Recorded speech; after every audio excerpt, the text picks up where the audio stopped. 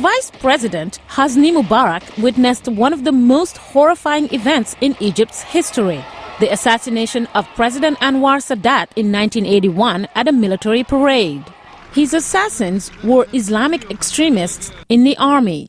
David Ottaway was Washington Post bureau chief in Cairo. I was in the stands when Sadat was assassinated and watched Mubarak get out from under a pile of chairs and shake the dirt off his hat and look around totally stunned by what had just happened. Mr. Mubarak was sworn in as president 8 days later. Ottaway described him as stubborn and says he never really seemed interested in building a relationship with the foreign media. He was always very taciturn. His answers were somewhat cryptic, and you didn't ever know quite what he meant when he spoke. He offered no real vision other than stability for the country. Fast forward 30 years later. For most of those years, Egypt was stable. Cairo played an important role in maintaining an Egyptian-Israeli peace treaty that was unpopular at home. Scorned in the Arab world because of the treaty, Egypt was eventually accepted back into the Arab fold. The Mubarak government worked to advance the Israeli-Palestinian peace process and was a close ally of the United States. Many say stability in Egypt came at a high price. Prominent voices were imprisoned for criticizing Mubarak.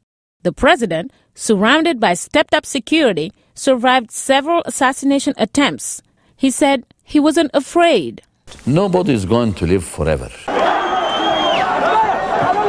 Elections were tainted by police violence and election fraud.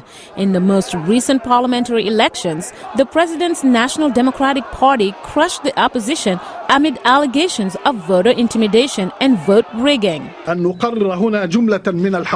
Leaders of the Muslim Brotherhood, the most popular opposition movement, faced constant arrest and extended detentions. Recently, Mr. Mubarak's apparent grooming of his son Gamal as his successor drew resentment from average Egyptians. Economic reforms widened the gap between rich and poor. Economically, the reforms they began in 2004 produced tremendous results because the GDP of Egypt more than doubled in 4 years between 2004 and 2008. So the economy was booming, but the people at the bottom were not benefiting from this economic boom. And that's the background to the turmoil taking place now. Then came Tunisia and the revolt there. Egyptians saw it and wondered why they couldn't do the same. The protests began January 25th and show no signs of dying down.